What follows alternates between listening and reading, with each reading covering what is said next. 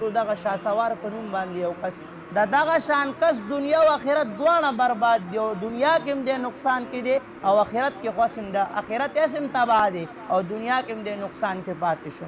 نو هدایت د چا په لاس کې دی؟ دا د الله په لاس کې دی. د څه مقصد دپاره دی دین ته راځي او د الله عبادت کوي. که چېرته دغه کس ته په دین کې څه خیر ورسي نو بیا دی مطمئن شي چې دا خو ډېر مزیدار دین دی. الله فرمایي که چېرته ده ته په دې دین کې څه تکلیف عذاب ورورسي بیا دی په خپلو پوندو باندې واپس شي. الله قرآن مجید کې فرمایي په سورة القصص 20 سپاره کې نبی علیه الصلاة والسلام به ډېر زیات غمجن و. په څه باندې به غمجن و؟ په دې باندې چې زما دا تره دا ایمان ولې نه روړي. نو الله نبی علیه الصلاة والسلام ته فرمایي انک لا تهدی من احببت ولکن الله یهدی من یشاء. نبی علیہ السلام ته الله فرمایي پیغمبره ته غمجن کېږه ما که دغه کفاري او دغه کفار د مکې او مشرکین د مکې د ایمان نه روړي یا ستا کوم تره دی دی ایمان نه روړي نو په دې باندې ته مه خفه کېږه ځکه الله فرمایي پیغمبره هدایت زما لاس کې دی.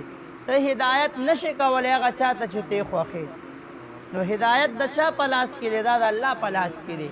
څومره مسلمانان چې دین ته راځي د نیکۍ کار کوي دا ټول الله رب العالمین دی ته هدایت کوي. نو بیا الله پاک چې دی ته هدایت وکړي د هغې نه پس دی د نیکۍ کار شروع کړي. نو بعضې کسان داسې دي چې هغوی دین ته راځي نو هغوی د څه مقصد دپاره راځي. نو دین ته چې کله یو انسان رالو او د ایمان روړو او دین ته دی راغلو الله د غلط کار نه منې کو دی د شکریه ادا کړي. دی د الله رب العالمین شکر ادا کی او دی د په دې خوشحاله شي چې الله مالم توفیق راکو چې دا د دین کار یې ما نه واخیستل.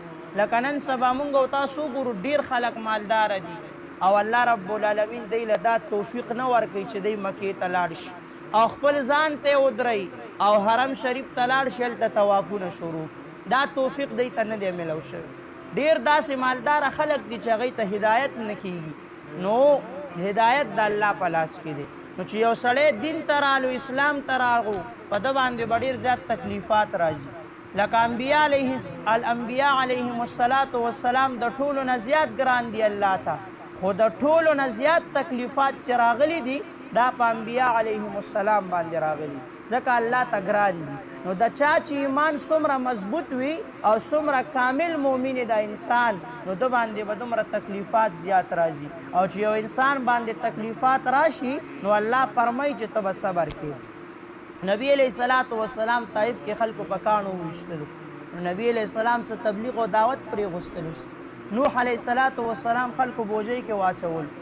نوح علیه السلام تبلیغ پرېغوستلو نه هغه سره د خپل قوم غم. او انبیاء علیهم السلام نوح علیه السلام موسی علیه الصلاة والسلام دغه شان نبی کریم صلی الله علیه وسلم الله به فرشتې راولېږلي. فرشتو به نبی علیه السلام ته ویلي ته ماته اجازت راکه چې دغه د مکې کوم غرونه دي دا په دغه خلکو باندې زه رانږدې کړم او دوی په دې کې زه غرق کړم. ځمکې به ورته ویلي اجازت راکړه چې ځان ته یې راکاږم خو نه نبي علیه الصلاة والسلام به څه ویلي دغه شان د دوی چې کوم اولاد دی په دوی کې به داسې خلک پیدا شي چې هغوی به دا ووایي چې لا اله الا الله محمد رسول الله. نو بعضې کسان دین ته راځي د څه مقصد دپاره. الله په دغه د 19 سپاره کې الله فرمایي ومن الناس من یعبد الله علی حرف.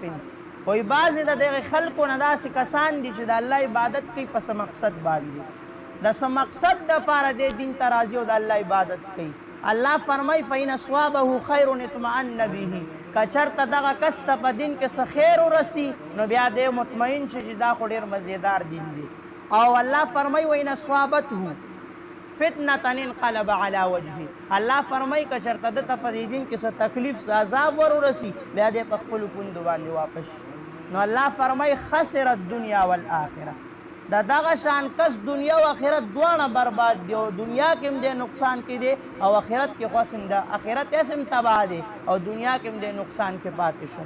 نو نن سبا مونږ او تاسو ګورو دغه شاسوار په نوم باندې یو کس کله ګیره وساتي پټکې ووایي کله څوک ورته یو دوه درې خبرې وکړي واپس ګیره وخورئ پټکې کوس کړي وایي ما ته چا خبرې وکړي. نو ته به د خلکو د وجې دین پرېږدي.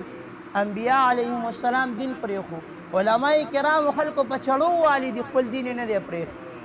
علماو پس خلق څومره خبرې کوي شیخ ادریس صاحب دامت برکات هم پس خلق څومره خبرې کوي دغه شان لوی لوی علماء کرام دي ته څه شی ته خو یو عامي کس دین ته رالی الله درله هدایت درکو که تاله څوک پیسې درکوي او که نه درکوي تا باندې د الله د طرف نه امتحان دی امتحان کې به تعالی کامیابي کې چې ته صبر او نه چې ته دوه درې خبرې درته څوکو کې ګیره ووې دغه شان ټول علماو به دین پرېښی او خلک ورته خبرې نه دین ته به د څه مقصد دپاره نه راځي که تا ته دین کې تکلیف هم میلاویږي ته به په دې صبر کې ځکه آخرت کې به الله پاک ستا درجې په دې بلندوي نو الله دې مونږ او تاسو له توفیق راکړي چې دین کې څومره په مونږ او تاسو تکلیفات راځي نو انشاءالله مونږ او تاسو به استقامت اختیار کوو او مونږ او تاسو به صبر کوو دین به نه پرېږدو او دا څومره خلک چې دین ته څه مقصد دپاره راځي الله دې دوی ته هدایت وکړي دا خبره زده کوي ګورې دین کې چې کوم دی پیسه نشته دی دین کې الله عزت اچولی دی خو تا باندې به تکلیفات راځي